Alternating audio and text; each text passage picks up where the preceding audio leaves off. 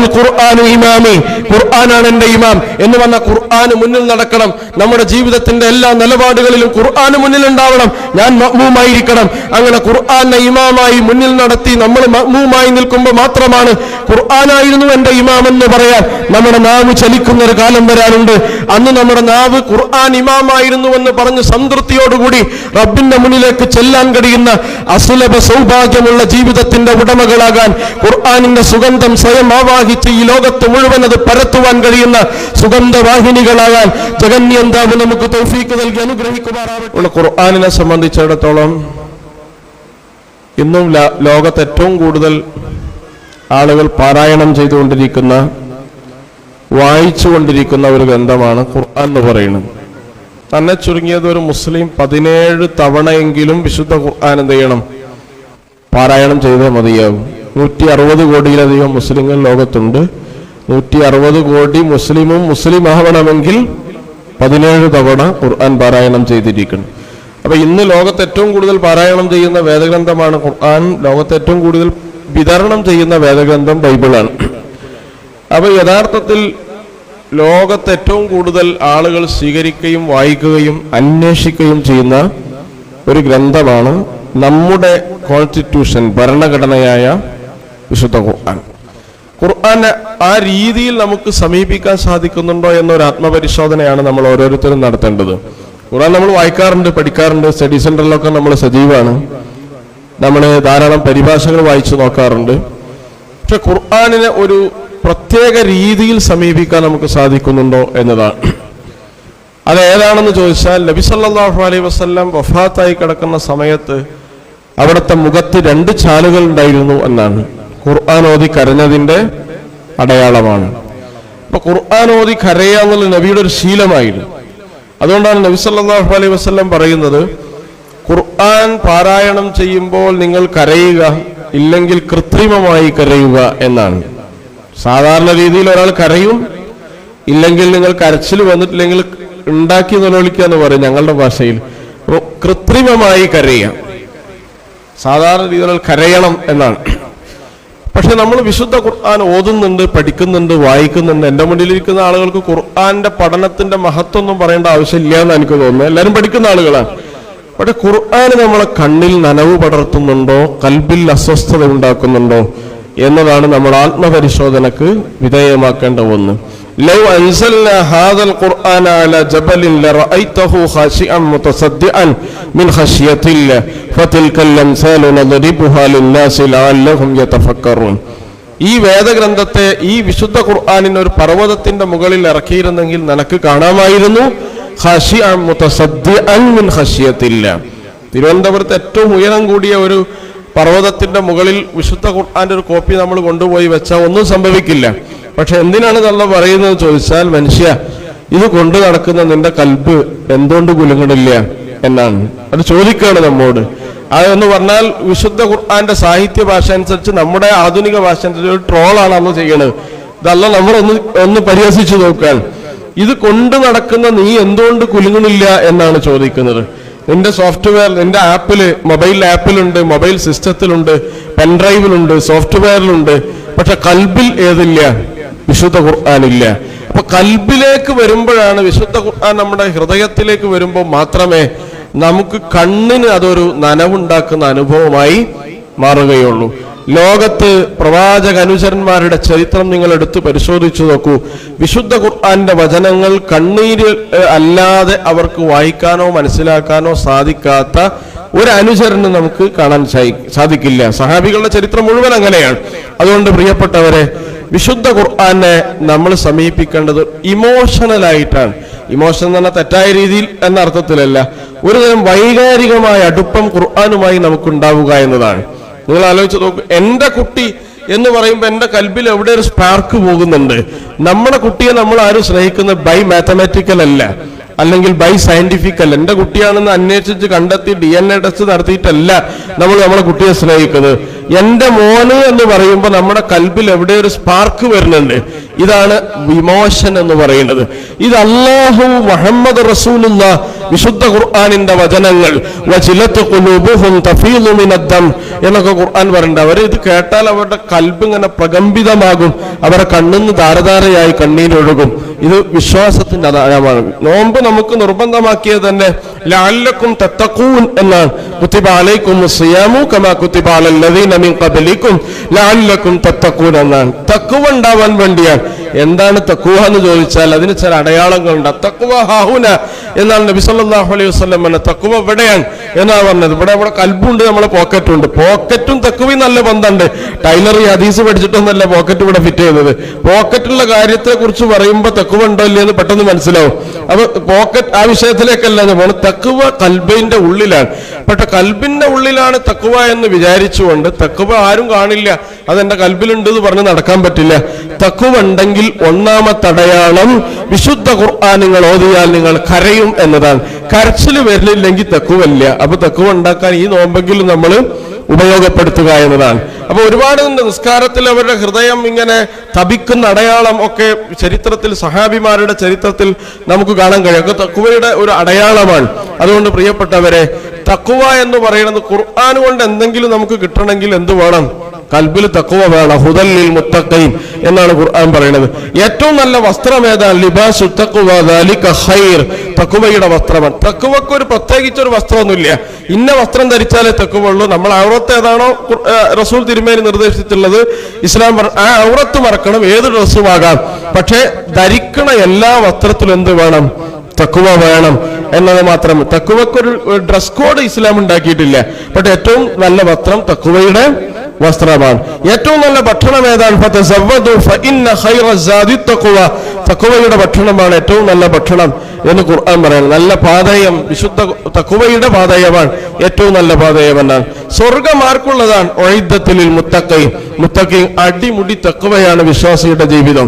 അപ്പൊ തഖ്വയുടെ അടയാളങ്ങൾ നമ്മുടെ ജീവിതത്തിൽ ഉണ്ടോ എന്ന് പരിശോധിക്കാൻ ഉള്ള ചില ലക്ഷണങ്ങൾ നമുക്ക് പഠിപ്പിച്ചു തന്നിട്ടുണ്ട്. അതാണ് വിശുദ്ധ ഖുർആനുമായിട്ടുള്ള നമ്മുടെ ബന്ധം എന്ന് പറയുന്നത്.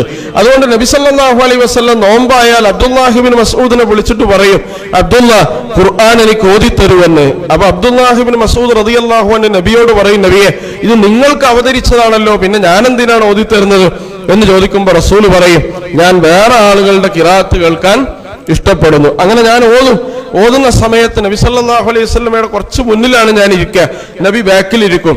ഞാനിങ്ങനെ ഓതിക്കൊടുക്കുമ്പോൾ നബി സ്വർഗത്തെ കുറിച്ചാണ് ഞാൻ ഓതുന്നെങ്കിൽ കളിപ്പാട്ടം കണ്ട കുട്ടിയെ പോലെ നബി സല്ലല്ലാഹു അലൈഹി വസല്ലം ആർത്തിയോടെ സ്വർഗം അങ്ങനെ ചോദിച്ചുകൊണ്ടേയിരിക്കും. നരകത്തെ കുറിച്ചാണ് ഞാൻ ഓതുന്നെങ്കിൽ നബി സല്ലല്ലാഹു അലൈഹി വസല്ലം അങ്ങനെ തള്ളി മാറ്റിക്കൊണ്ടിരിക്കും. നരകത്തിന്റെ മുന്നിലൂടെ റസൂൽ പോകുന്നത് പോലെ നമുക്ക് അനുഭവപ്പെടാം. ചൂടിന് വന്നിട്ട് തള്ളി മാറ്റുക അതുപോലെ. അപ്പൊ സ്വർഗം നരകമൊക്കെ പറയുമ്പോൾ അതിലൂടെ അങ്ങനെ സഞ്ചരിക്കുന്ന റസൂൽ ചില സമയത്ത് റസൂൽ മിണ്ടില്ല.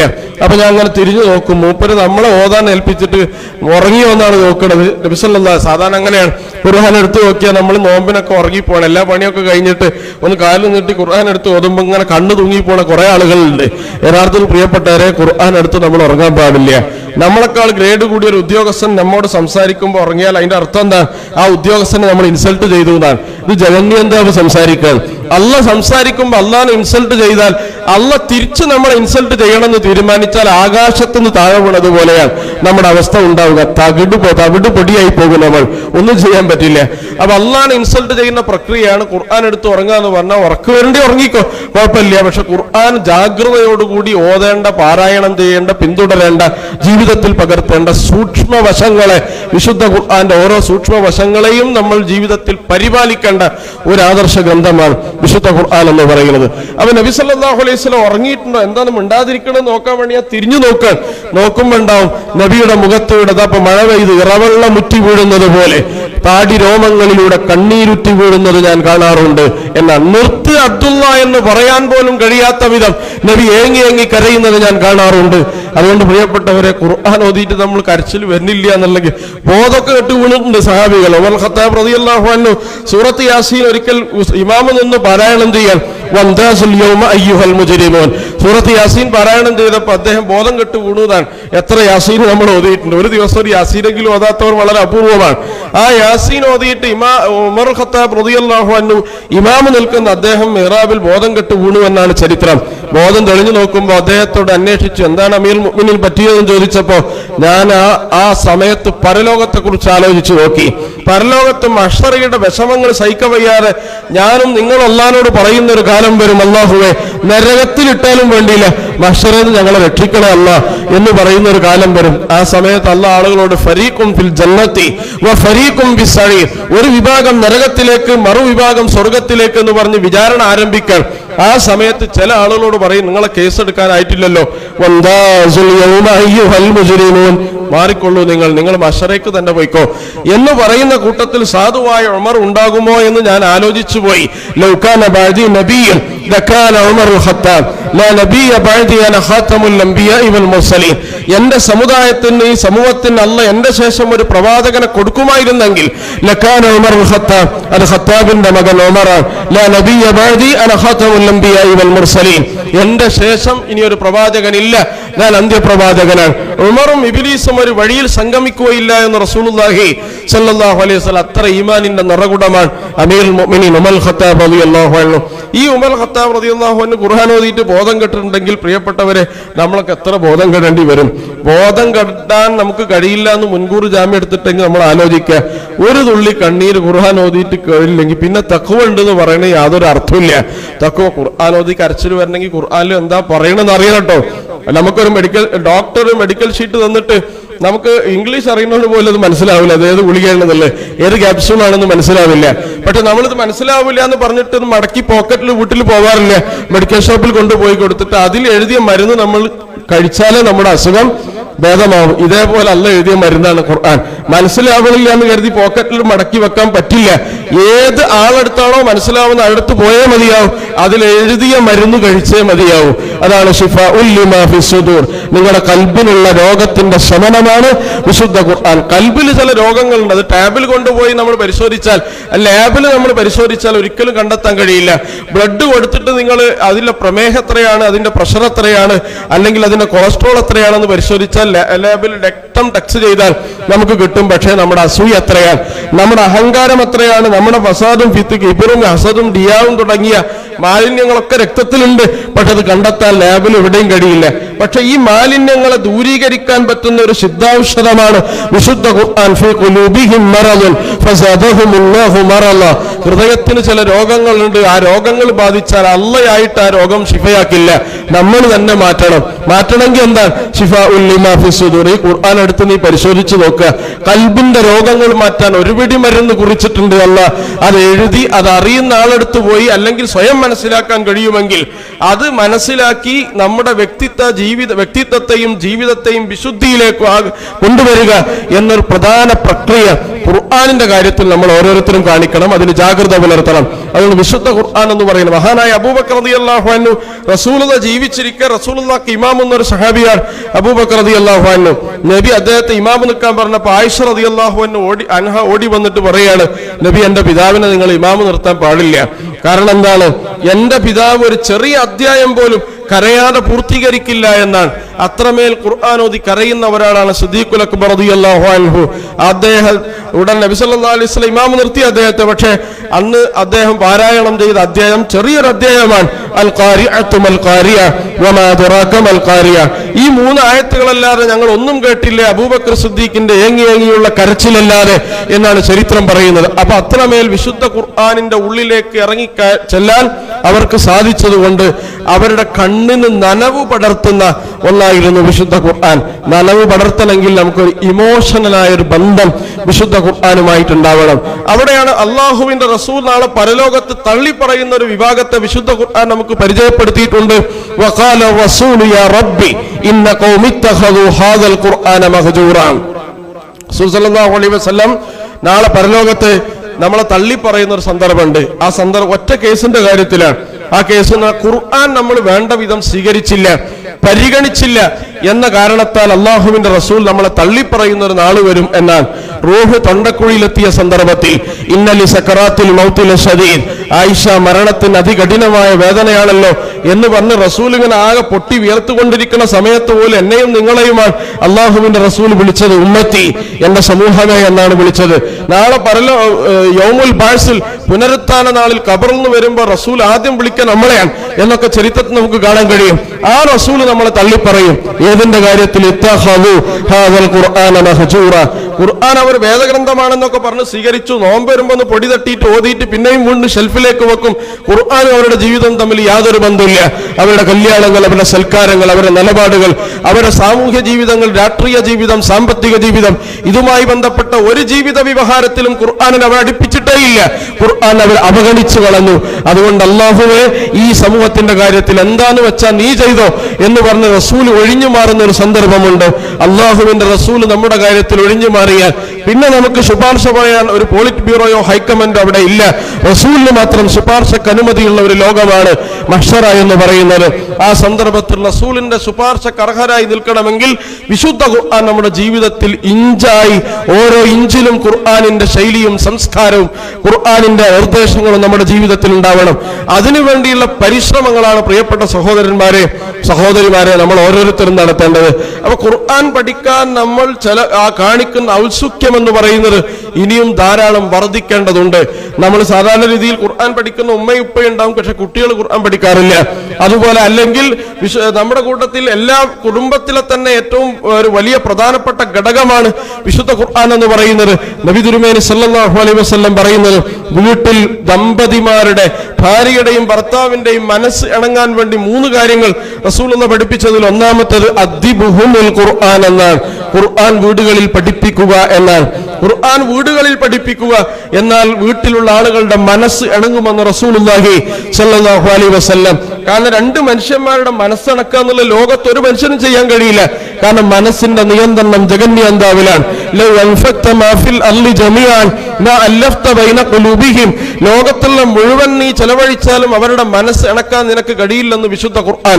അപ്പൊ മനസ്സിണക്കേണ്ടത് ഞാനാണ്, അള്ളാഹുവാണ്. അപ്പൊ അള്ളാഹുവിനെ ഇടപെടിക്കാനുള്ള ഒന്നാമത്തെ അവസരം വിശുദ്ധ ഖുർആനാണ്. വീട്ടിൽ ഖുർആൻ പഠിക്കുക, ഖുർആൻ പാരായണം ചെയ്യുക.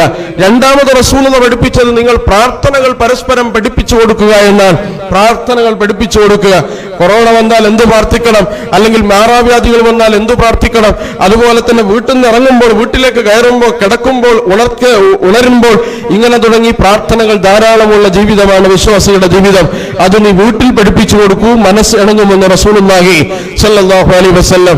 മൂന്നാമത്തതാണ് ഒരുമിച്ച് ഭക്ഷണം കഴിക്കുക എന്ന് റസൂൽ സ്വല്ലല്ലാഹു അലൈഹി വസല്ലം പറഞ്ഞു. ഒരുമിച്ച് ഭക്ഷണം കഴിക്കുക എന്നുള്ള പെട്ടെന്ന് നമുക്ക് മനസ്സിലാവും. ഭക്ഷണവും ഒരുമയും ഐക്യവും തമ്മിലൊക്കെ വലിയ ബന്ധമുണ്ട്. 3 കാര്യങ്ങൾ നബി തിരുമേനി പറയുകയാണ്. ഒരു രക്ഷിതാവിന് ഒരു കുട്ടിയോടുള്ള ബാധ്യത എന്താണ് അമീറുൽ മുഅ്മിനീൻ എന്ന് ഉമർ റളിയല്ലാഹു അൻഹുവിന്റെ മുന്നിൽ ഒരു ചെറുപ്പക്കാരൻ ചോദിക്കാൻ, ചെറുപ്പക്കാരനെ കുറിച്ച് പിതാവ് ആവലാതി പറഞ്ഞിരിക്കാൻ. എന്താണ് ആവലാതി പറഞ്ഞത്? എന്റെ മകൻ എന്നെ ധിക്കരിക്കുന്നു, എന്നെ അനുസരിക്കുന്നില്ല, എന്നെ ചീത്ത പറയുന്നു എന്നൊക്കെ പറഞ്ഞ് പിതാവ് കംപ്ലൈന്റ് ആയിട്ട് വന്നതാണ് റസൂൽ ഉമർ റളിയല്ലാഹു അൻഹുവിന്റെ കോടതിയിൽ. ഉമർ റളിയല്ലാഹു അൻഹു ആ ചെറുപ്പക്കാരനെ വിളിക്കുകയാണ്. മോനെ, ഇങ്ങനെ അദ്ദേഹത്തെ വിളിക്കൂ, അദ്ദേഹത്തെ അടിക്കാൻ വേണ്ടിയൊക്കെ റെഡിയായി നിൽക്കാൻ.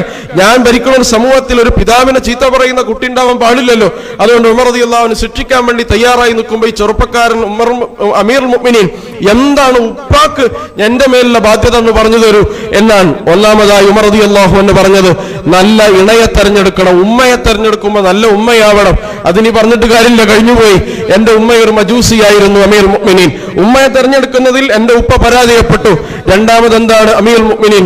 നല്ല പേരിടണമെന്നാണ്. എന്റെ പേര് ജ്വാൽ എന്നാണ്, അതിന്റെ അർത്ഥം വണ്ട് എന്നാണ്. നല്ല പേരിടുന്നതിലും പിതാവ് പരാജയപ്പെട്ടു. മൂന്നാമത് എന്താണ്? അദ്ദിബുഹുൽ ഖുർആൻ, മക്കളെ ഖുർആൻ പഠിപ്പിക്കൽ മൂന്നാമത്തെ ബാധ്യതയാണ്. അപ്പോ ഈ മകൻ പറയാണ്, എന്റെ ഉപ്പാക്ക് ധാരാളം ആടുകളുണ്ട്, ഈ ആടുകളെ മേക്കാൻ എന്നെ പഠിപ്പിച്ചു, അതിനെ മേക്കേണ്ട രീതി എങ്ങനെയാണ് പഠിപ്പിച്ചു, അങ്ങനെ ഞാൻ ആടിനെ മേക്കുന്ന രീതി പഠിച്ചു എന്നല്ലാതെ ഖുർആനിലെ ഒരു ഹർഫ് പോലും എന്റെ പിതാവ് എന്നെ പഠിപ്പിച്ചു തന്നിട്ടില്ല എന്ന് മക്ക പറയുമ്പോ ബാപ്പാനെ ഉമർ റളിയല്ലാഹു അൻഹു ശിക്ഷിക്കാൻ തുനിയുകയാണ്. കാരണം എടോ, നീ നിന്റെ മകനോട് ചെയ്യേണ്ട പ്രഥമമായ ബാധ്യത പോലും നിർവഹിച്ചിട്ടില്ല. പിന്നെ നിന്റെ മകൻ നിന്നെ ധിക്കരിക്കുന്നുവെന്ന് പറഞ്ഞാൽ എന്തർത്ഥമാണുള്ളത് എന്ന് ചോദിക്കുകയാണ്. അപ്പൊ മക്കളോട്, കുടുംബത്തോടുള്ള പ്രധാനപ്പെട്ട ബാധ്യത ഒന്നാമത് ദീനാണ്. ദീനിന്റെ തന്നെ അടിസ്ഥാനം വിശുദ്ധ ഖുർആനാണ്. ഖുർആനിൽ അധിഷ്ഠിതമായ ബന്ധങ്ങളാണ് ലോകത്തെ മുഴുവൻ സമൂഹത്തോടും ഒരു വിശ്വാസിക്ക് ഉണ്ടാവേണ്ടത്. അതുകൊണ്ട് കുടുംബത്തിൽ മാതാപിതാക്കളോട് ഖുർആൻ അങ്ങനെ പറഞ്ഞു, അങ്ങനെയാണ്.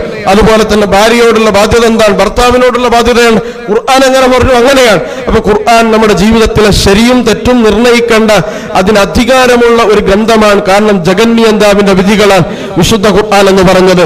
ഇന്നാ നഹ്നു നസ്സൽനാ ദിക്റ വ ഇന്നാ ലഹു ലഹാഫിളൂൻ എന്നാണ് അല്ലാഹു പറയുന്നത്. ഇതൊരു നാം ഇറക്കിയതാണ്, നാം ഇതിനെ സംരക്ഷിക്കുമെന്ന് പറഞ്ഞാൽ അതിന്റെ അർത്ഥം നമുക്ക് ഓരോരുത്തരോടും അല്ലാഹു സംസാരിച്ചുകൊണ്ടേയിരിക്കുകയാണ്. എന്ത് ചെയ്യണം, ചെയ്യരുത് എന്ന് പ്രവാചകന്മാരില്ലാതെ വന്ന സന്ദർഭത്തിലും ആ വഹി ക്രോഡീകരിച്ച് നമ്മുടെയൊക്കെ മുന്നിലേക്ക് എത്തിയിരിക്കാൻ അള്ളാഹു സംസാരിക്കുകയാണ് നമ്മോട് ഓരോരുത്തരോടും. പ്രിയപ്പെട്ടവരെ, അതുകൊണ്ട് നമ്മൾ ഓരോരുത്തരും ആ ഗൗരവത്തിൽ വിശുദ്ധ ഖുർആനെ സ്വീകരിക്കേണ്ടതാണ്. നമ്മുടെ കുട്ടികൾക്ക് ഖുർആൻ പകർന്നു കൊടുക്കേണ്ട, പഠിപ്പിച്ചു കൊടുക്കേണ്ടതാണ്. നമ്മളൊക്കെ സ്കൂളിലെ വിദ്യാഭ്യാസം നേടാൻ വേണ്ടി കുട്ടികൾക്ക് എത്ര പണം ചെലവഴിക്കുന്നു എന്ന് നിങ്ങളൊക്കെ ഒന്ന് ആത്മപരിശോധന നടത്തേണ്ടതാണ്.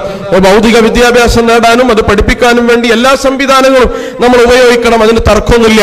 പക്ഷേ ഇരുലോകത്തും നിങ്ങൾക്ക് ശുപാർശകരായി നിങ്ങളുടെ കുട്ടി എത്തുന്നത് വിശുദ്ധ ഖുർആൻ വഴിയാണ്.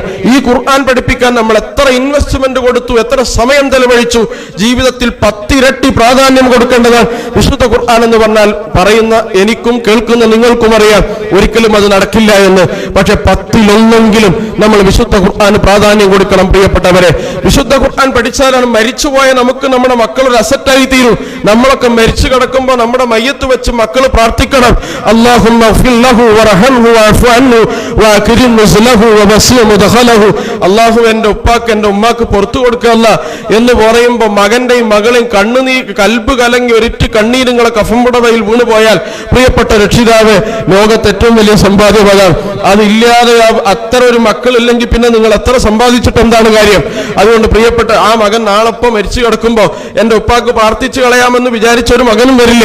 അത് പഠിപ്പിച്ചു കൊടുക്കണം. അതിന്റെ വിജ്ഞാനവും സംസ്കാരവും നമ്മൾ പഠിപ്പിച്ചു കൊടുക്കണം. അതിൽ പ്രധാനപ്പെട്ടത് നമ്മുടെ മക്കളാണ്. വൽ മാലു വൽ ബനൂന സീനത്തുൽ ഹയാത്തിദ് ദുനിയ വൽ ബാഖിയാത്തു സ്വാലിഹാത്തു ഖൈറുൻ ഇൻദ റബ്ബിക സവാബൻ വ ഖൈറുൻ അമല. സമ്പത്തും സന്താനങ്ങളും അലങ്കാരങ്ങളാണ്, ഭൂമിയുടെ സീനത്താണ് എന്നാണ് വിശുദ്ധ ഖുർആൻ നമ്മളെ പഠിപ്പിക്കുന്നത്. സീനത്താണ് എന്ന് പറഞ്ഞാൽ, സീനത്ത് എന്ന് പറഞ്ഞപ്പോൾ ഇവിടെ ഒരു ഫംഗ്ഷൻ നടക്കുമ്പോൾ നമ്മൾ ബലൂണൊക്കെ വെച്ച് അലങ്കരിക്കാറില്ലേ? അതാണ് സീനത്ത് എന്ന് പറയുന്നത്. ഒരു കൊല്ലം കഴിഞ്ഞിട്ട് കടയുടെ ഉദ്ഘാടനത്തിന് വന്ന ചങ്ങാതി സുഹൃത്ത് നമ്മോട് ചോദിക്കാണ്, ഞാൻ 1 വർഷം മുമ്പ് വന്നപ്പോൾ ഇവിടെ കുറെ ബലൂൺ ഉണ്ടായിരുന്നല്ലോ എന്ന് പറഞ്ഞാൽ ആ സുഹൃത്തിന് വലിയ വെളിവില്ല എന്നാണ് നമ്മൾ പറയുക. കാരണം ബലൂണിന് 1 വർഷത്തെ ആയുസില്ല. ഇതുപോലെയാണ് അൽ മാലു വൽ ബനൂന സീനത്തുൽ ഹയാത്തിദ് ദുനിയ. സമ്പത്തിന് സന്താനങ്ങൾക്കും ഒക്കെ ഉള്ള അധികാരവും കാലാവധി എന്ന് പറഞ്ഞാൽ വളരെ കുറച്ചാണ്. പക്ഷെ നിങ്ങൾക്ക് കൂടെ കൊണ്ടുപോകാൻ കഴിയും. അതുകൊണ്ട് പ്രിയപ്പെട്ടവരെ, സ്വന്തം മക്കളെ മരിച്ചു പോകുമ്പോൾ നിങ്ങളെ ദേഹത്തൊരിറ്റ് മണ്ണായാൽ ഉമ്മാപ്പാവിടെ ശരീരത്തിൽ ചളിയുണ്ട് എന്ന് പറഞ്ഞ് തട്ടുന്ന മകൻ നാളെ നമ്മളൊക്കെ മരിച്ചു കിടക്കുമ്പോൾ മിന്നാ ഖലഖനാകും വഫീഹാ നുഈദുകും വമിൻഹാ നുഖ്രിജുകും താറത്തൻ നുഖറ, 3 പിടി മണ്ണ് നമ്മളെ നെഞ്ചത്തേക്ക് വാരിയിടും. എത്ര ആത്മാർത്ഥമായി നമ്മളെ സ്നേഹിച്ച മക്കളാണെങ്കിൽ അത് ചെയ്തിട്ടേ തിരിച്ചു പോരൂ. ആ സമയത്തും തിരിച്ചു പോരാത്ത ചില ഘടകങ്ങളുണ്ട്. അതാണ് അമലുൻ സാലിഹുൻ സദഖത്തുൻ ജാരിയ വലദിൻ സാലിഹുൻ യദഉ ലഹു എന്ന് റസൂലുള്ളാഹി സ്വല്ലല്ലാഹു അലൈഹി വസല്ലം പഠിപ്പിച്ചത്. നിനക്ക് വേണ്ടി പ്രാർത്ഥിക്കുന്ന മക്കൾ ഉണ്ടാവുക എന്നതാണ്. അപ്പൊ നമ്മുടെ മക്കൾക്ക് ഈ സംസ്കാരം ഉണ്ടാകണമെങ്കിൽ ഖുർആനിന്റെ സംസ്കാരം അവരുടെ ജീവിതത്തിൽ ഉണ്ടാവണം. വഖാല അല്ലദീന കഫറു റബ്ബനാ അരിനല്ലദൈനി അദല്ലാനാ മിനൽ ജിന്നി വൽ ഇൻസി നജഅൽഹുമാ തഹ്ത അഖ്ദാമിന ലിയകൂനാ മിനൽ അസ്ഫലീൻ എന്ന് വിശുദ്ധ ഖുർആൻ പറയുന്നുണ്ട്. നാളെ നരകത്തിലായ മക്കൾ അല്ലാഹുവോട് പറയുമ്പോൾ, അല്ലാഹുവേ ഞങ്ങൾ നരകത്തിലാവാനുള്ള കാരണം ഞങ്ങൾ ഉപ്പയാണ് ഉമ്മയാണ്, അവരൊന്ന് കാണിച്ചുകൊണ്ടാ.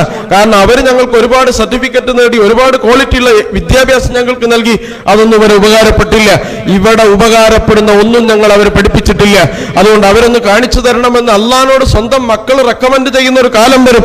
അന്ന് അള്ളാഹ് പറയും, എന്തിനാ മോനെ ഉപ്പാനും ഉമ്മാനും കാണുന്ന അള്ളാഹ് ചോദിക്കുമ്പോൾ നമ്മൾ പ്രിയപ്പെട്ട മക്കൾ പറയും, നജഅൽഹുമാ തഹ്ത അഖ്ദാമിന ലിയകൂനാ മിനൽ അസ്ഫലീൻ, അവരെ നെഞ്ചത്ത് കയറി നിന്നിട്ട് ഈ നരകത്തിന്റെ ചൂടൊന്ന് കുറക്കാൻ ഞങ്ങളെ സഹായിക്കാമ എന്ന് പറയും. പ്രിയപ്പെട്ട സഹോദരി, 10 മാസം ഗർഭം ചുമന്ന് 2 വർഷം മുലയൂട്ടി അതേ മാറിടം സ്വന്തം മകൻ നരകത്തിന്റെ തീയിന്റെ ചൂട് കുറക്കാൻ നാളെ ആവശ്യപ്പെടുന്ന ഒരു കാലം വരും എന്ന് വിശുദ്ധ ഖുർആൻ സാക്ഷാൽ അല്ലാഹ് ഇത് മക്കളാണ്, ഏത് മക്കളാണെന്ന് നമ്മളാണ് തീരുമാനിക്കേണ്ടത്. അതുകൊണ്ട് മക്കളുടെ മുന്നോട്ട് പോക്കിൽ ഏറ്റവും സംസ്കാര സമ്പന്നമായ ഒരു വിജ്ഞാനവും വിദ്യാഭ്യാസ ക്രമവും ജീവിത വ്യവസ്ഥയും പഠിപ്പിക്കുന്ന ഖുർആനെ ഒഴിച്ചു നിർത്തി നമുക്ക് ഒരു വിദ്യാഭ്യാസം എത്ര കൊടുത്തിട്ടും കാര്യമില്ല. നിങ്ങൾ ഖുർആൻ പഠിച്ച് ഡോക്ടറാക്കിക്കൊള്ളൂ, ഖുർആൻ പഠിച്ച് IAS കാരനാക്കിക്കൊള്ളൂ, ഖുർആൻ പഠിച്ച് എഞ്ചിനീയർ ആക്കിക്കൊള്ളൂ. ഖുർആൻ അതിന്റെ ചേരുവയിലുണ്ടെങ്കിൽ നല്ല മിടുക്കനായ എഞ്ചിനീയറുമാകാം, നല്ല ഒരു ഫലലോകത്ത് നമുക്ക് പ്രതിഫലം കിട്ടുന്ന ഒരു മകനും അസറ്റുമായി നമുക്ക് മാറാൻ കഴിയും. അതുകൊണ്ട് പ്രിയപ്പെട്ടവരെ, വിശുദ്ധ ഖുർആൻ നമ്മൾ പ്രാധാന്യം കൊടുക്കേണ്ടതാണ്. വിശുദ്ധ ഖുർആൻ നമ്മുടെ ജീവിതത്തിൽ ഏറ്റവും പ്രധാനപ്പെട്ട ഒരു വഴികാട്ടിയായി നമ്മൾ സ്വീകരിക്കാൻ ഗൗരവത്തിൽ നമ്മൾ ആത്മപരിശോധന നടത്തേണ്ടതാണ്. ഒരു നോമ്പ് കൂടി വരികയാണ്. ഈ നോമ്പിന്റെ കാര്യം ഖുർആനിന്റെ മാസമാണല്ലോ നോമ്പെന്ന് പറഞ്ഞാൽ പല പ്രഭാഷകരും അത് സൂചിപ്പിച്ചിട്ടുണ്ടാവും. ഞാൻ അതിലേക്ക് പോകുന്നില്ല. നോമ്പിന് എന്തൊക്കെ പവിത്രത ഉണ്ടോ അത് ഖുർആനിന്റെ പവിത്രതയാണ്. നോമ്പിന് എന്തൊക്കെ സവിശേഷതകളുണ്ടോ അത് ഖുർആനിന്റെ സവിശേഷതകളാണ്. ഖുർആനെ മാറ്റി നിർത്തിയ ഒരു നോമ്പില്ല എന്ന് നമ്മളെല്ലാം മനസ്സിലാക്കേണ്ടതാണ്. ഖുർആൻ എത്ര അളവിൽ നമ്മൾ ആഘോഷിക്കുന്നോ, എത്ര അളവിൽ നമ്മൾ സ്വീകരിക്കുന്നോ അത്ര അളവിലെ നോമ്പും നമുക്ക് ഉപകാരപ്പെടും. അതുകൊണ്ട് ഈ നോമ്പിനെ നമ്മൾ എല്ലാവരും ടൈം ഷെഡ്യൂൾ ചെയ്ത് വിശുദ്ധ ഖുർആന് നല്ലൊരു പോർഷൻ ഈ നോമ്പിന് നമ്മൾ എല്ലാവരും കുടുംബസമേതം നീക്കിവെക്കുന്നുവെന്ന് പ്രതിജ്ഞ ചെയ്യുകയും അതിന് സമയം കണ്ടെത്തുകയും ചെയ്യുക. സമയമില്ല എന്ന് പറഞ്ഞാൽ നിങ്ങൾ ആലോചിച്ചു നോക്കൂ, ഇവിടെ അല്പം ഉറക്കമൊഴിക്കാനും അല്പം സമയം വിനിയോഗിക്കാനും സാധിക്കുന്നവന് മാത്രമാണ് ബർസഖിയായ ലോകത്ത് നീണ്ടു നിവർന്ന് കടന്നുറങ്ങാൻ കഴിയൂ എന്ന് നമ്മൾ മനസ്സിലാക്കേണ്ടതാണ്. ഇവിടെ ഒരിക്കലും സമയമില്ല എന്ന് പറഞ്ഞ് എല്ലാത്തിനും സമയമുണ്ടാക്കി സ്വന്തം കാര്യത്തിന് ധാരാളം സമയം ചെലവഴിച്ച് മറ്റുള്ളതിനൊന്നും സമയം നീക്കി വെക്കാത്ത നമുക്ക് നാളെ പരലോകത്ത് സുഗമമായി ഉറങ്ങാമെന്ന് വിചാരിക്കുന്നത് തെറ്റായ ഒരു വിചാരമാണ്. അതുകൊണ്ട് ഇവരെ എത്രയാണോ നമ്മൾ അധ്വാനിക്കുന്നത് അത്ര സുഖകരമായ ഉറക്കം അവിടെ ഉണ്ടാകും എന്ന് മനസ്സിലാക്കി അല്ലാഹുവിന്റെ മുന്നിൽ എത്തുന്ന സന്ദർഭത്തിൽ വിശുദ്ധ ഖുർആനിന്റെ പ്രകാശ സമാനമായ വിശുദ്ധ ഖുർആൻ ജീവിതത്തിൽ ആവാഹിച്ച് പ്രകാശ സമാനമായ മുഖഭാവത്തോടുകൂടി ആ പരലോകത്ത് ഇങ്ങനെ സഞ്ചരിക്കാൻ എന്തൊരു ആഹ്ലാദമായിരിക്കും. ലോകത്തെ മുഴുവൻ മനുഷ്യരും തടിച്ചുകൂടി നിൽക്കുമ്പോൾ ഇരുട്ട്, അതുപോലെ തന്നെ ശിക്ഷയുടെയും ദുരിതത്തിന്റെയും ഒരു വശം മറുഭാഗത്ത് ആർത്തിരമ്പുന്ന സമയത്ത് പ്രകാശം, സ്വന്തം മുഖത്തിന്റെ പ്രകാശം കൊണ്ട് വഴി കാണിക്കുന്ന അനേകം മനുഷ്യർ വിശുദ്ധ ഖുർആനിന്റെ ജീവിക്കുന്ന അടയാളങ്ങളായിരിക്കും. അതുകൊണ്ട് ഖുർആൻ പഠിച്ചവർ അവർക്ക് മാത്രമല്ല, നാളെ പരലോകത്ത് സ്വർഗത്തിലെത്തുന്ന സമയത്ത് മാതാപിതാക്കളുടെ തലയിൽ പരലോകത്ത് വെച്ച് കിരീടമണിയിക്കും, സ്വർഗത്തിന്റെ കിരീടമണിയിക്കുമെന്നാണ്. ആരാണ് അണിയിക്കുക? ഖുർആൻ പഠിച്ച കുട്ടി എന്നാണ്. അതുകൊണ്ട് ഖുർആൻ പഠിക്കുന്ന ഒരു സംസ്കാരം നമ്മുടെ ജീവിതത്തിൽ നമ്മൾ ഉണ്ടാക്കാൻ തയ്യാറാവുക. പ്രിയപ്പെട്ടവരെ, വിശുദ്ധ ഖുർആനിന്റെ മൂല്യങ്ങൾ എന്ന് പറയുന്നത് ജീവിതത്തിൽ ഖുർആൻ പഠിക്കുന്നവരോട് കൂടിയാണ് ഞാൻ പറയുന്നത്. ഖുർആനെ നിങ്ങൾ നെഞ്ചോട് ചേർത്ത് പഠിക്കുക. എന്നൊരവസ്ഥയിലേക്ക് വിശുദ്ധ ഖുർആൻ നമ്മുടെ ജീവിതത്തിൽ ഇടപെടുന്നുണ്ടോ എന്ന് ആത്മപരിശോധന നടത്തേണ്ടതാണ്.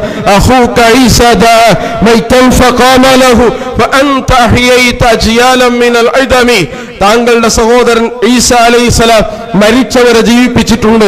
ഈസാ അലൈഹിസ്സലാമിന്റെ മുഅ്ജിസത്താണ്. പക്ഷേ താങ്കൾ ഒരാളെ മാത്രമല്ല അനേകം തലമുറകളെ ജീവിപ്പിച്ചു വിശുദ്ധ ഖുർആൻ ഉപയോഗിച്ചുകൊണ്ട്. അതുകൊണ്ട് നമ്മുടെ കൽബ് ജീവിക്കാനും നമ്മുടെ ജീവിതത്തിൽ ജീവസുറ്റ നയങ്ങളും നിലപാടുകളും ഉണ്ടാകാനും വിശുദ്ധ ഖുർആൻ അനിവാര്യമാണ്. അതുകൊണ്ട് പ്രിയപ്പെട്ടവരെ, നമ്മൾ നെഞ്ചത്ത് കൈവച്ച് അനിവാര്യമായും പ്രതിജ്ഞ ചെയ്യണം, അല്ലെങ്കിൽ ആത്മപരിശോധന നടത്തണം. വിശുദ്ധ ഖുർആൻ എത്ര സമയം ഞാനും എന്റെ കുടുംബം നീക്കി വെക്കുന്നുണ്ട്, ഖുർആനിന്റെ അക്ഷരങ്ങൾ നമ്മുടെ കണ്ണിന് നനവ് പടർത്തുന്നുണ്ടോ എന്ന ആത്മപരിശോധന നമ്മൾ നടത്തേണ്ടതാണ്. അതുകൊണ്ട് പ്രിയപ്പെട്ടവരെ, വിശുദ്ധ ഖുർആന് ധാരാളം സമയം നമ്മൾ ചെലവഴിക്കുകയും വിശുദ്ധ ഖുർആൻ പഠിക്കുകയും ചെയ്യുന്ന ഒരവസ്ഥയിലേക്ക് നമ്മുടെ കുടുംബത്തെ ക്രമീകരിക്കാൻ ഈ വിശുദ്ധ റമദാനെ നമ്മൾ ഉപയോഗിക്കുക, വിശുദ്ധ ഖുർആനിന്റെ മാസത്തെ നമ്മൾ ഉപയോഗിക്കുക. അതിന് ജഗന്യന്താവിനോട് നോമ്പിന്റെ മുമ്പ് നമ്മൾ കണ്ണീരൊലിപ്പിച്ച് പ്രാർത്ഥിക്കുക. അല്ലാഹുവേ, വിശുദ്ധ ഖുർആനെ സ്വീകരിക്കാനും വിശുദ്ധ ഖുർആനെ പഠിക്കുവാനും വിശുദ്ധ ഖുർആന്റെ സംസ്കാരം കൊണ്ട് എന്റെ കുടുംബത്തിൽ പ്രകാശവും സുഗന്ധവും പരത്തുവാനും സാധിക്കണേ എന്ന് റസൂലുള്ളാഹി സ്വല്ലല്ലാഹു അലൈഹി വസല്ലം പഠിപ്പിച്ച പ്രാർത്ഥനയുടെ ആദ്യ വാചകം ഇങ്ങനെയാണ്: അല്ലാഹുമ്മ ജഅലിൽ ഖുർആന റബിഅ ഖുലൂബിന വനൂറ സുദൂരിന. ഞങ്ങളുടെ ഹൃദയത്തിന്റെ വസന്തവും കൽബിന്റെ പ്രകാശവുമായി വിശുദ്ധ ഖുർആനെ മാറ്റണേ എന്ന് റസൂലുള്ളാഹി പ്രാർത്ഥിക്കാൻ പഠിപ്പിച്ചതാണ്. അതുകൊണ്ട് പ്രിയപ്പെട്ടവരെ, ഖുർആൻ നമ്മുടെ ജീവിതത്തിന്റെ സുഗന്ധമാണ്, ജീവിതത്തിന്റെ വസന്തമാണ്, ജീവിതത്തിന്റെ പ്രകാശമാണ്. ഖുർആനില്ലാതെ ജീവിതത്തിൽ ഒരാൾക്ക് സുഗന്ധം വഹിക്കാനും സുഗന്ധം വ്യാപിപ്പിക്കുവാനും സുഗന്ധം പരത്തുവാനും കഴിയില്ല. ഖുർആനില്ലാത്ത ഒരാളുടെ ജീവിതം കൊണ്ട് അയാൾക്ക് നന്മ പ്രസരിപ്പിക്കാനോ നന്മ സ്വയം സ്വീകരിക്കാനോ കഴിയില്ല. അതുകൊണ്ട് സ്വയം സ്വീകരിക്കാനും നന്മക്ക് സാക്ഷികളാവാനും നന്മ പ്രചരിപ്പിക്കാനും കഴിയുന്ന ഒരു ജീവിതമാണ് റബ്ബ് നമ്മൾ ഏൽപ്പിച്ചിട്ടുണ്ടെങ്കിൽ അതിൽ അനിവാര്യമായ ഒരു ഗൈഡാണ് സാക്ഷാൽ വിശുദ്ധ ഖുർആൻ എന്ന് പറയുന്നത്. അതിന്റെ ഓരോ അക്ഷരങ്ങളും റബ്ബിന്റെ വചനങ്ങളാണ്. മുഹമ്മദ് റസൂലുള്ളാഹിന്റെ ഒരു ഹർഫ് പോലും ഖുർആനിലില്ല. സാക്ഷാൽ ജഗന്നിയന്താവിന്റെ ഹർഫുകളാണ്, അക്ഷരങ്ങളാണ്. ആ അക്ഷരങ്ങൾക്ക് ആ പവിത്രതയും ശ്രേഷ്ഠതയും നൽകി നമ്മുടെ നെഞ്ചോട് നമ്മളെ കുട്ടിയെ ചേർത്തിണക്കുന്നതേക്കാൾ കൂടുതൽ നമ്മുടെ കൽബിനോട് ചേർത്തിണക്കുക. മഹദിയായ ഉമ്മു സലമ റളിയല്ലാഹു അൻഹ അവർ ഹിജ്റ പോകുന്ന സമയത്ത് അവരുടെ കൈക്കുഞ്ഞായ അവരെ ചെറിയ കുഞ്ഞിനെ തട്ടിപ്പറിച്ച ആളുകൾ കൊണ്ടുപോവുകയാണ്. ഭർത്താവിന്റെ ഗോത്രം തട്ടിപ്പറിച്ചു കൊണ്ടുപോവുകയാണ്. ആ സമയത്ത് ഏതൊരു മാതാവും ആ കുട്ടിയുടെ പിന്നാലെ ഓടിപ്പോകേണ്ടതാണ്. പക്ഷെ ഉമ്മു സലമ ഓടിയില്ല. ഉമ്മു സലമ നേരെ വെച്ച് തിരിച്ചത് മദീന മുനവ്വറ ലക്ഷ്യമാക്കിയാണ്. കാരണം ആ കുട്ടിയേക്കാൾ തനിക്ക് പ്രിയങ്കരം അല്ലാഹു വ റസൂലുഹു, അള്ളയും റസൂലുമാണെന്ന് നിശ്ചയിച്ച അള്ളാഹുവിനും റസൂലിനും സകലത്തെക്കാളും മാന്യതയും അതുപോലെ തന്നെ ആദരവും അനുസരണവും വകവെച്ചു കൊടുക്കുന്ന ഒരു ജീവിത വ്യവസ്ഥയുടെ ഉടമകളാകണമെങ്കിൽ വിശുദ്ധ ഖുർആൻ വഴിയല്ലാതെ മറ്റു കുറുക്കു വഴികളില്ല എന്ന് നമ്മൾ ആത്യന്തികമായി വിശ്വസിക്കേണ്ടതാണ്. അങ്ങനെ ഖുർആനെ നെഞ്ചിലേക്ക് ചേർത്ത് പിടിച്ചുകൊണ്ട് ഖുർആൻ വെളിച്ചമാകുന്ന ഖുർആൻ വസന്തമാകുന്ന ഒരു ജീവിതം നമ്മളെല്ലാവരും കെട്ടിപ്പടുക്കാൻ ശ്രമിക്കുക. തീർച്ച അങ്ങനെ നിങ്ങൾ ഒരു ദിവസം 24 മണിക്കൂർ, സാക്ഷാൽ അംബാനിക്കും നമുക്കും 24 മണിക്കൂറാണ്. അള്ളാരോടും അനീതി ചെയ്തിട്ടില്ല. ഈ 24 മണിക്കൂറിൽ അധിക സമയം നിങ്ങൾ നിങ്ങൾക്കായി മാറ്റിവെച്ച് ഒരു അരമണിക്കൂറെങ്കിലും ഒരു ദിവസം നിങ്ങളും നിങ്ങളുടെ അള്ളയുമായി, ഞാനും എൻ്റെ അള്ളയുമായി ഒറ്റക്കിരുന്നു നോക്കൂ പ്രിയപ്പെട്ടവരെ. എന്നിട്ട് നിങ്ങൾ ഖുർആൻ ഓതി നോക്കൂ, എന്നിട്ട് അള്ളാഹുവിനോട് ചോദിച്ചു നോക്കൂ. തീർച്ച നിങ്ങളുടെ കൽബ് വജിലത്ത് ഖുലൂബുഹും പ്രകമ്പിതമാകും. നിങ്ങളുടെ കണ്ണ് തഫീദു മിനദ്ദം, നിങ്ങളുടെ കണ്ണിന്ന് കണ്ണുനീർ വരും. അള്ളയും ഞാനും ഒറ്റക്കുവാകുന്ന ഒരു അരമണിക്കൂറെങ്കിലും ഒരു ദിവസം ഉണ്ടാക്കുമെന്ന് പ്രതിജ്ഞ ചെയ്തിട്ട് മാത്രമാണ് ഈ ഖുർആൻ സമ്മേളനത്തിൽ നിങ്ങൾ പിരിഞ്ഞു പോകേണ്ടത്. ഞാനും എൻ്റെ അള്ളയും ഒറ്റക്കാവുന്ന ഒരു അരമണിക്കൂറെങ്കിലും ബോധപൂർവം ഞാൻ സൃഷ്ടിക്കും എന്ന് നമ്മൾ പ്രതിജ്ഞ ചെയ്യുക. അങ്ങനെ അള്ളാഹുവിനെ സ്നേഹിക്കുകയും അള്ളാഹുവിനോട് അനുരാഗം വെച്ച് പുലർത്തുകയും അള്ളാഹുവിന്റെ മുന്നിൽ വിധേയപ്പെടുകയും ചെയ്യുന്ന ദിവസവും സമയവും നമ്മൾ അധികരിപ്പിച്ചുകൊണ്ടിരിക്കുക. അതിൽ നമുക്ക് ഖുർആൻ ഒരു നിമിത്തമാണ്, ഖുർആൻ ഒരു വഴികാട്ടിയാണ്. ആ വിശുദ്ധ ഖുർആൻ നമുക്കറിയാം. മഹാനായ അല്ലാമ ശൈഖുൽ ഇസ്ലാം ഇബ്നു തൈമിയ, അദ്ദേഹത്തിന്റെ ജീവിതത്തിൽ ഇബ്നു തൈമിയ എന്ന് പറയുന്ന മഹാൻ ശൈഖുൽ ഇസ്ലാം 450-ലധികം ഗ്രന്ഥങ്ങൾ എഴുതിയ മഹാൻ, ജയിലിൽ കടന്ന് ഗ്രന്ഥങ്ങൾ എഴുതി, ചുമരിൽ കരികൊണ്ടെഴുതി, പുസ്തക പേനയും കടലാസും ഭരണകൂടം നിഷേധിച്ചപ്പോ ചുമരിൽ വിറകിന്റെ കരി കൊണ്ട് എഴുതിയ ഗ്രന്ഥം എഴുതി പൂർത്തിയാക്കിയ മഹാൻ ശൈഖുൽ ഇസ്ലാം ഇബ്നു തൈമിയ. അദ്ദേഹം ഞങ്ങൾക്ക് ക്ലാസ് എടുക്കുന്ന സമയത്ത് അദ്ദേഹത്തിന്റെ ശിഷ്യനാണ് അല്ലാമ ഇബ്നു കസീർ. അദ്ദേഹം പറയുന്നത്, ആ ഉസ്താദ് ഞങ്ങൾക്ക് ക്ലാസ് എടുക്കുന്ന സമയത്ത് ക്ലാസ് കഴിയുമ്പോൾ ഞങ്ങളോട് പറയും, ഖുർആനുമായി സഹവസിക്കുമ്പോൾ മരിക്കാൻ വേണ്ടി എനിക്ക് നിങ്ങൾ ദുആ കൊണ്ട് ഞാൻ നിങ്ങളോട് വസിയത്ത് ചെയ്യുന്നു എന്ന് പറഞ്ഞിട്ടാണ് അദ്ദേഹം ക്ലാസ് അവസാനിപ്പിക്കാറുള്ളത്. അദ്ദേഹം മരിച്ചു വീഴുന്നത് ഞങ്ങൾ കണ്ടതാണ്. എന്ന വിശുദ്ധ ഖുർആനിന്റെ ഈ വചനമോദിയപ്പോ മുസാഫിലേക്ക് ചുംബിച്ചു നിൽക്കുന്ന ശൈഖുൽ ഇസ്ലാമിനെ ഞങ്ങൾ കണ്ടു. പിന്നെ അദ്ദേഹം എഴുന്നേറ്റിട്ടില്ല എന്ന് നിങ്ങളറിയാം. ജമാഅത്തെ ഇസ്ലാമിയുടെ പ്രധാനപ്പെട്ട ഒരു നേതാവായിരുന്നു അനീസുദ്ദീൻ അഹമ്മദ് സാഹിബ് എന്ന് പറയുന്ന അദ്ദേഹം. ജമാഅത്തിന്റെ ഒരു സമ്മേളനത്തിന്റെ കൺവീനറാണ്. മിക്ക സമ്മേളനങ്ങളിൽ കൺവീനർ പഴയ ആളുകൾക്കൊക്കെ അറിയാം, ബീഹാറുകാരനാണ് അദ്ദേഹം. പല സമ്മേളനങ്ങളുടെ കൺവീനർ. അദ്ദേഹത്തെ കുറിച്ച് പറയുന്ന ആത്മകഥയിൽ മൗലാന യൂസുഫ് സാഹിബ് അമീറായിരുന്ന കാലഘട്ടത്തിൽ സമ്മേളനത്തിന്റെ ചുമതലയേറ്റപ്പോൾ അദ്ദേഹം പറഞ്ഞു, ഒരുപാട് സമ്മേളനങ്ങളുടെ ചുമതല ഞാൻ ഏറ്റു, ഇനി എന്നെ കൊണ്ട് കഴിയില്ല, ഞാൻ ശരീരം ക്ഷീണിച്ചിട്ടുണ്ട്, അസുഖമായിട്ടുണ്ട് എന്ന് പറഞ്ഞപ്പോൾ ഈ സമ്മേളനം കൂടി നിങ്ങൾ ഏറ്റെടുക്കണം എന്ന് പറഞ്ഞ് അമീർ നിർബന്ധിച്ചപ്പോൾ ആ സമ്മേളനം ഏറ്റെടുക്കുകയാണ്. അങ്ങനെ ആ സമ്മേളനത്തിന്റെ പ്രവൃത്തിയിൽ മുഴുകിയിരിക്കെ അദ്ദേഹം ഓഫീസിൽ കുഴഞ്ഞു വീഴുകയാണ്. അദ്ദേഹത്തെ മൗലാന യൂസുഫ് സാഹിബ് താങ്ങിപ്പിടിച്ച് അദ്ദേഹത്തെ മടിയിൽ വെച്ച് സൂറത്ത് യാസീൻ ഓതുകയും ശരീരം ഇങ്ങനെ തടവി കൊടുക്കുകയും ചെയ്തുവെന്നാണ് പറയുന്നത്. ശരീരം ഇങ്ങനെ തടവി ഹാർട്ട് അറ്റാക്ക് വന്ന് കുഴഞ്ഞു വീണതാണ്. വണ്ടി വിളിക്കാൻ ഹോസ്പിറ്റലിലേക്ക് കൊണ്ടുപോകാൻ ആളുകൾ ഏർപ്പാട് ചെയ്തു. അതുവരെ സൂറത്ത് യാസീൻ ഓതിക്കൊണ്ടേയിരുന്നു. അങ്ങനെ ഞാൻ യാസീൻ ഓതി ഖീല ദുഖുലിൽ ജന്ന, സ്വർഗത്തിൽ പ്രവേശിച്ചു കൊള്ളുക എന്ന ആയത്തോതലും അനീസുദ്ദീൻ അഹമ്മദ് സാഹിബിന്റെ ശ്വാസം ശ്വാസം നിലച്ചുപോയതും ഒരേ സമയമായിരുന്നു എന്നാണ് മൗലാന യൂസുഫ് സാഹിബ് പറയുന്നത്. ഇങ്ങനെ ചില അനുഗ്രഹങ്ങൾ നമുക്കുണ്ട്. ഖുർആനിന്റെ വരികൾക്കനുസരിച്ച് ജീവിതം കിട്ടപ്പെടുത്തിയ ആളുകളെ അള്ളാഹു ഇഷ്ടപ്പെടുന്ന സമയത്ത് തിരിച്ചു വിളിക്കുന്ന അസുലഭമായ അവസരം ഭൂമിയിൽ തന്നെ ഒരുപാട് നമുക്ക് കാണാൻ കഴിയും. പ്രിയപ്പെട്ടവർ, അതിനുള്ള അവസരങ്ങൾ നമ്മൾ ബോധപൂർവം ഉണ്ടാക്കേണ്ടതാണ്. വിശുദ്ധ ഖുർആനിൽ വെച്ച് റബീഅ ഖുലൂബിന വനൂറ സുദൂരിന എന്ന് റസൂലുള്ളാഹി പ്രാർത്ഥിക്കാൻ പഠിപ്പിച്ച ഹൃദയത്തിന്റെ വസന്തവും പ്രകാശവുമായി ഖുർആൻ നമ്മളെ വഴികാണിക്കുകയും ജീവിതത്തിന്റെ ആദറ്റം വരെയും അള്ളാഹുവിനെ കണ്ടുമുട്ടുന്നത് വരെ ഖുർആനാണ് ഞങ്ങളുടെ ഇമാം.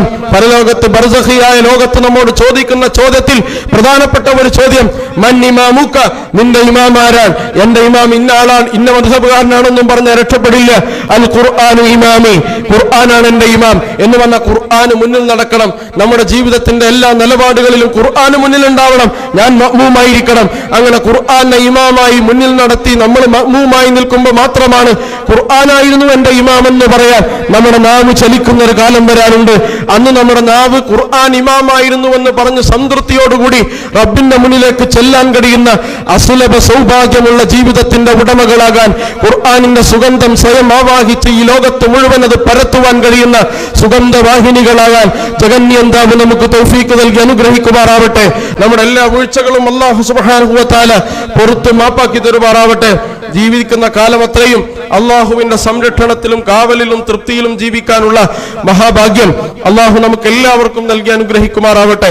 അള്ളാഹു സുബ്ഹാനഹു വ തആല നമ്മുടെ സമ്പത്തിൽ, സന്താനങ്ങളിൽ, ഇടപാടുകളിൽ, ഭക്ഷണത്തിൽ, വസ്ത്രത്തിൽ ബർക്കത്ത് പ്രദാനം ചെയ്യുമാറാവട്ടെ. അള്ളാഹു സുബ്ഹാനഹു വ തആല ലോകത്ത് പ്രയാസപ്പെടുന്ന, ബുദ്ധിമുട്ടുന്ന, വിമോചനത്തിന് വേണ്ടി പോരാടിക്കൊണ്ടിരിക്കുന്ന ജനവിഭാഗങ്ങൾ അള്ളാഹു അവർക്ക് വിമോചനവും ആശ്വാസവും ക്ഷമയും പ്രദാനം ചെയ്യുമാറാവട്ടെ. നമ്മുടെ സന്താനങ്ങളിൽ അള്ളാഹു കൺകുളിർമ പ്രദാനം ചെയ്യുമാറാവട്ടെ. അള്ളാഹുവിന്റെ ബർക്കത്തുള്ള സമ്പത്ത് അള്ളാഹു നമുക്ക് അധികരിപ്പിച്ചു തരുമാറാവട്ടെ. അള്ളാഹുവിന്റെ ബർക്കത്തും പൊരുത്തവുമില്ലാത്ത സമ്പത്തിൽ നിന്ന് അള്ളാഹു നമ്മെ കാത്തുരക്ഷിക്കുമാറാവട്ടെ.